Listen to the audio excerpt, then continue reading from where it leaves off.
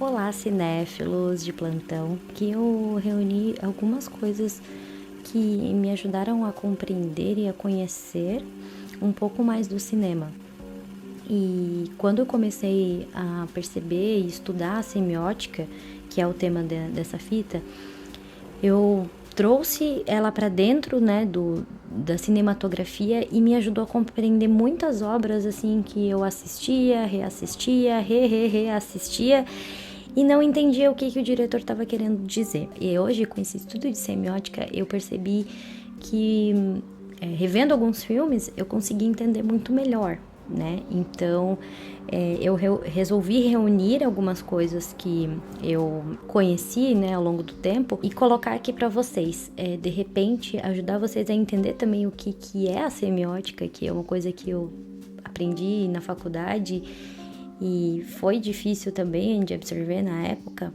E hoje, colocando de uma forma mais simplificada, eu acho que vai dar para ajudar todo mundo a ter um entendimento um pouquinho melhor do que é essa semiótica. Então, na fita de hoje, a gente vai falar um pouquinho sobre a semiótica na cinematografia. Existem dois tipos de linguagem. A linguagem verbal, né, que é transmitida pelo som da minha voz, e as linguagens não verbais. E essas linguagens não verbais, elas se transformam em signos. Para o Pearson, não é a história que estuda a língua, é seu sistema combinatório. Então, toda vez que a gente fala, toda vez que qualquer um fala, ele é antes falado pelo seu sistema. Então, a semiótica ela surge, portanto, para fazer isso com as linguagens não verbais. E os sentidos produzidos por esta linguagem justamente é o choque dessas linguagens. Parece meio estranho, né? Dando um exemplo aqui de um cineasta, Pasolini, ele foi o criador do filme Saló, 120 Dias de Sodoma, um filme que entrava 10 pessoas no cinema, ficava 2. Se você ainda não assistiu esse filme, ele não é um filme para o grande público, ele é um filme de gênero extremo, né? Mas falando... Para mim, esse é o maior exemplo da semiótica dentro do cinema, né? O que o Pasolini fez? Ele chamava os atores para trabalhar nos seus filmes que ele encontrava na rua, porque o que importava para ele não era a atuação daquelas pessoas, mas sim o corpo, né? O corpo da pessoa que vai se transformar em imagem cinematográfica. O Pasolini, né? O diretor, ele também dublava todos os seus personagens, ou seja, ele olhava para as pessoas na rua e imaginava aquela pessoa fazendo tal cena. E para ele não importava se ela tinha uma boa voz ou não. Então, assim, vamos supor, ele poderia pegar um homem que poderia ter uma voz fina, mas ele iria dublar aquele homem, né? E no final das contas, ele ia produzir um signo que ele estava procurando para dentro do seu filme. Às vezes alguém tem um corpo cuja voz não ajuda para aquela determinada função, para a produção daquele sentido. E aí ele cria uma identidade fazendo isso, entende? Então, o que é o cinema, se não a mistura de todas essas linguagens que tem a intenção de produzir um sentido? Que é justamente isso que ele fez, né? Então agora eu vou dar alguns exemplos de filmes que trabalham um pouco da semiótica, né? Não tão intensamente como Pasolini trabalhou em Saló, mas vou dar alguns exemplos bem mais pontuais, que é uma parte bem interessante, ver que alguns diretores, eles potencializam o seu filme quando eles resolvem usar a semiótica para contar uma história. Por exemplo, o filme Beleza Americana, que é de 1999, né?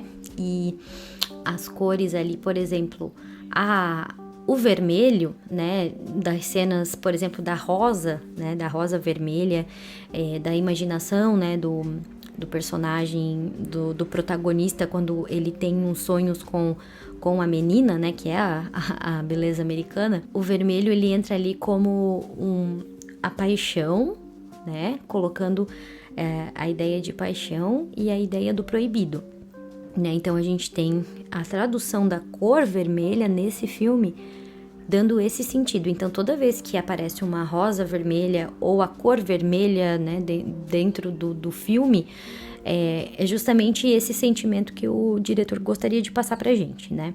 Já, por exemplo, no filme Us, né? É um filme de 2019, muito bom por sinal, do Jordan Peele, que foi o mesmo diretor de Corra. O vermelho aqui, ele tá pontuado como urgência, como pare, corra perigo, né? Então a gente vê a família, né, a família que aparece na casa, todos usando roupas vermelhas que remetem então o perigo, né, daquelas pessoas que chegaram ali desconhecidas dentro daquele lugar. A gente tem outro exemplo também do filme Birdman. Ele foi ganhador do Oscar de 2014 como o melhor filme. É do cineasta Alejandro González Iñárritu. Ele fez ótimos filmes, eu ainda também vou fazer uma fita só dele. As cores aqui, elas ditam o estado de espírito do personagem. Porque a pegada do filme já é um pouco mais teatral, com vários planos sequências, então o ar que o diretor quis passar aqui é que assim, vamos supor, quando o personagem, né, o protagonista, ele tá numa situação de extrema urgência, os personagens estão em conflito, estão brigando, chateado, eles estão sempre numa cor um pouco mais pastel, assim. E quando ele tá um pouquinho mais calmo, ou eles estão isolados, ou eles estão pensativos, eles já vêm para uma coloração mais azulada.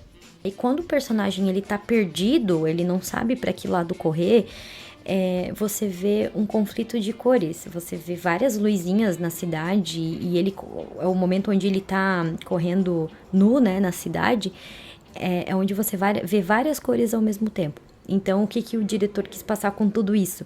Que o filme, né, que esse conflito de cores é justamente o personagem não sabendo para onde correr.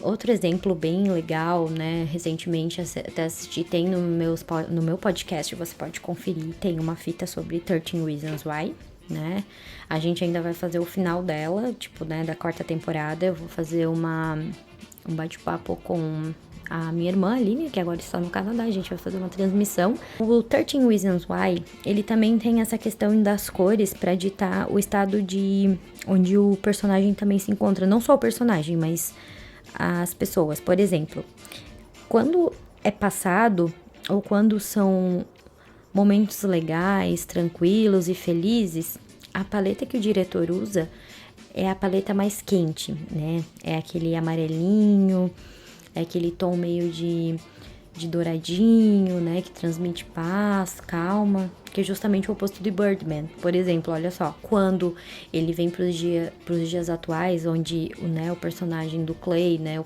protagonista, ele tá tentando brigar com seus demônios pessoais e todo mundo naquele conflito todo, a paleta ela já é puxada pro azul, né? Então, a gente vê isso bem claro, assim, nessa transição. Você pode ver que os episódios, né, da 3ª temporada mesmo, eles puxam muito pro azul, que é justamente o momento que eles estão vivendo, né?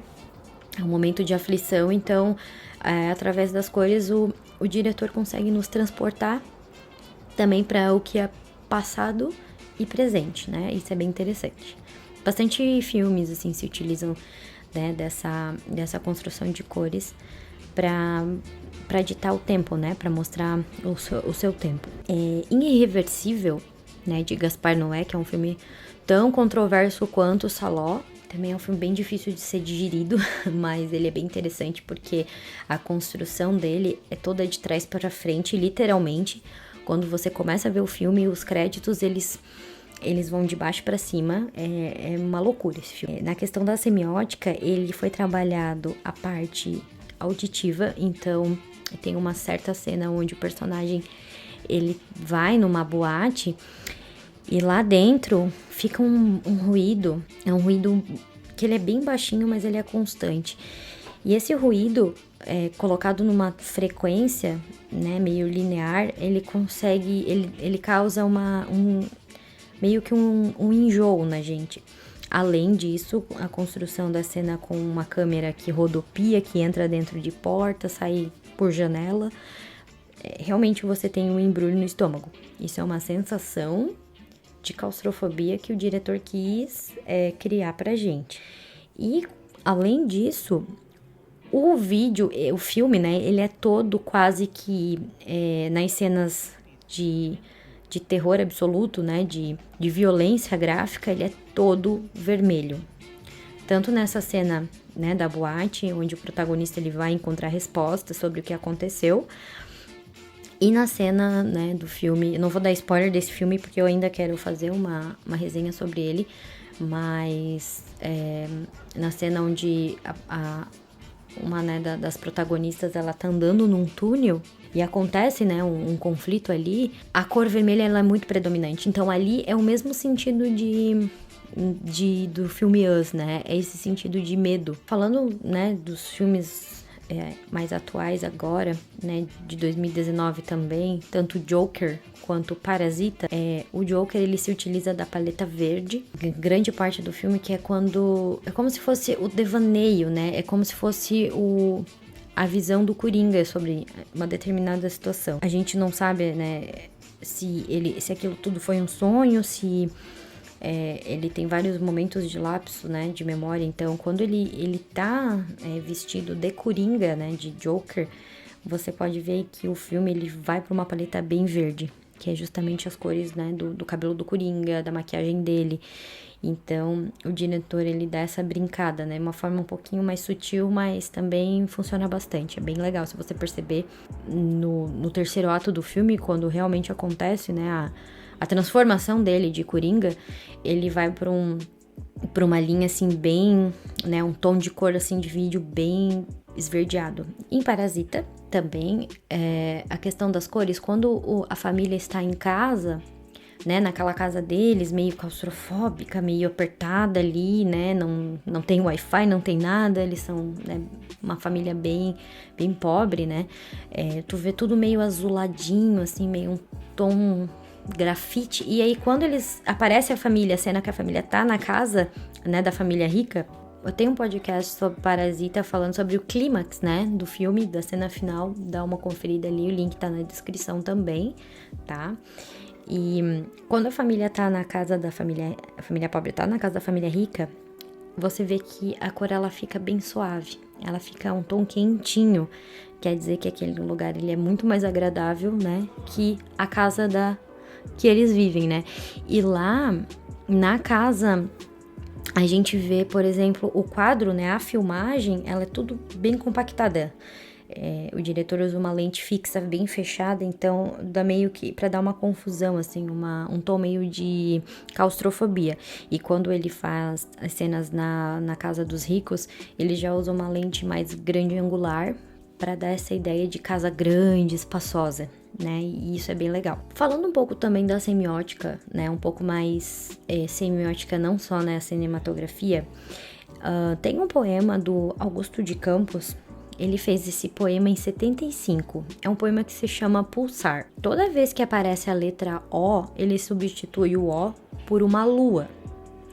E toda vez que aparece a letra E, ele substitui essa letra E por uma estrela. A gente consegue ler o texto porque a gente entende, né, que a lua, né, que aquela luazinha significa o O, né, e a estrelinha que tá em todas as letras significa o E, né? Então a gente meio que olha aquela imagem e consegue entender, porque a gente conhece a construção da língua portuguesa, né? E ele quis mostrar através dessa poesia que a poesia ela não necessariamente precisa ser oral. O Caetano Veloso, como provocação pro Augusto de Campos, ele resolveu cantar essa poesia.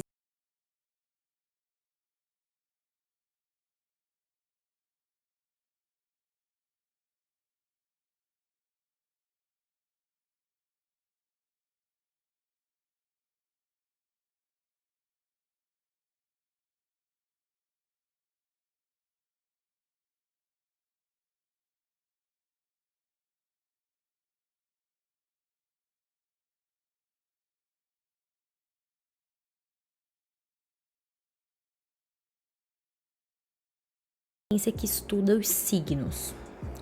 O signo, ele pode ser um ícone, ele pode ser um índice ou ele pode ser um símbolo. Quando o signo é um ícone, ele mantém com o signo uma relação de semelhança. É como eu falar que os seus olhos, eles são tão azuis quanto um oceano. Eu tô comparando, né, os olhos com a cor do oceano. A gente só consegue compreender isso porque a gente faz a relação, né, entre essas coisas.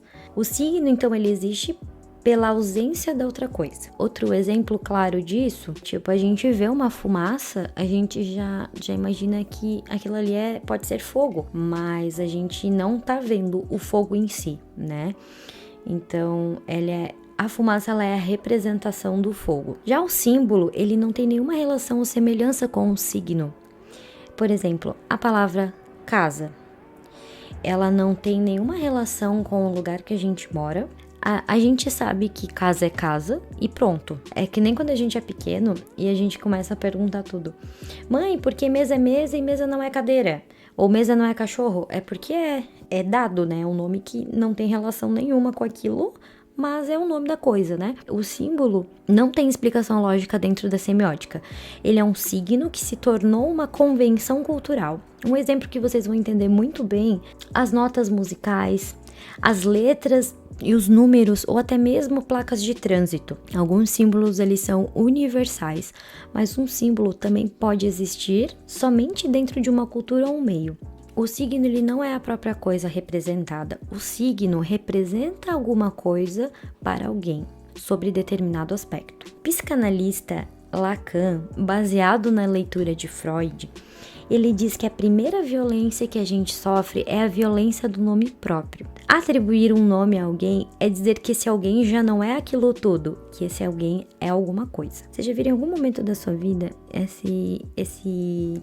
essa gravura de um cachimbo, né, desenhado, escrito embaixo em francês? Isto não é um cachimbo. Ele é um signo que representa determinado aspecto, um cachimbo. E se eu estivesse segurando um cachimbo na mão, eu poderia dizer que ele não é mais um cachimbo. Isso é um signo que representa o cachimbo, porque todas as coisas que entram em contato com a gente, elas se traduzem em signos.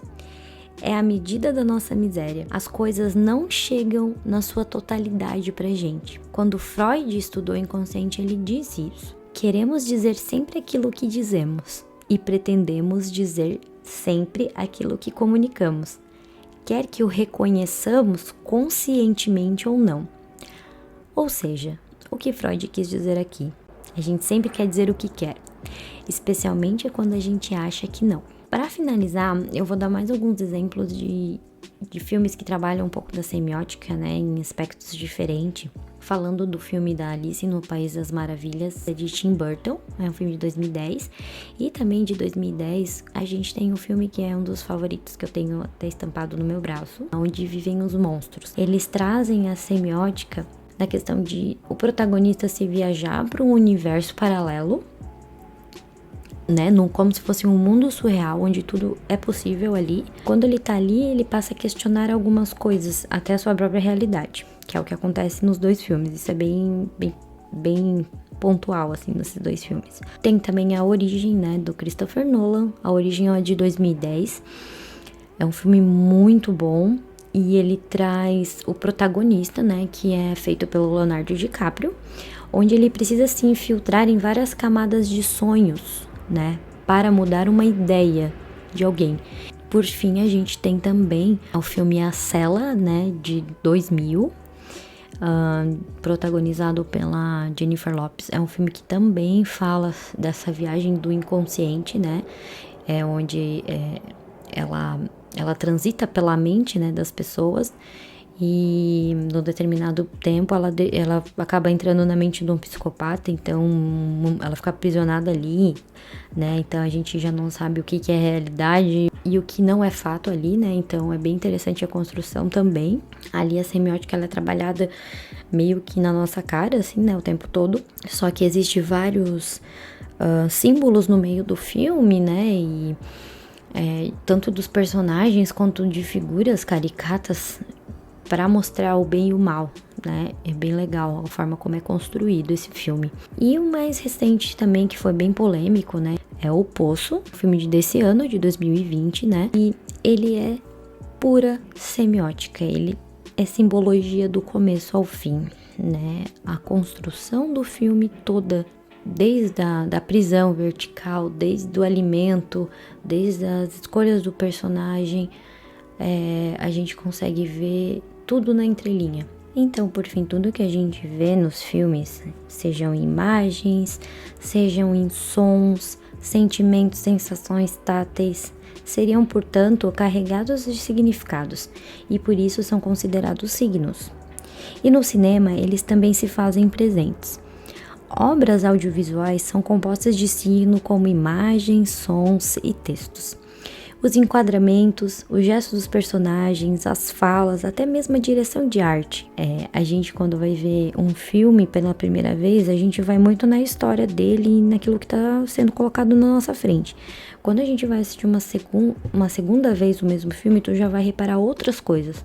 E é aí que tu consegue compreender a parte de semiótica, muitas vezes, do filme. Eu vou terminar aqui com uma frase que pra mim é o cineasta que consegue trabalhar melhor, né, essa coisa da semiótica, que é o Alfred Hitchcock. Se nem todos os filmes são rigorosos, é porque há em nossa indústria muita gente que não entende nada de criação de imagens, né? Então, estudando um pouquinho disso, eu comecei a ver alguns filmes que às vezes são né, ditos como perturbadores, enfim, porque às vezes eles vão muito além daquilo ali que está sendo mostrado graficamente, né?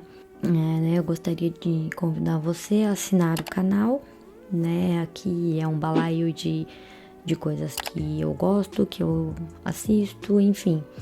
Se você curtiu esse vídeo, por favor, compartilhe com seus amigos, dê um like aqui, que isso ajuda muito, né, o meu trabalho. E é isso aí, encontro vocês na próxima fita.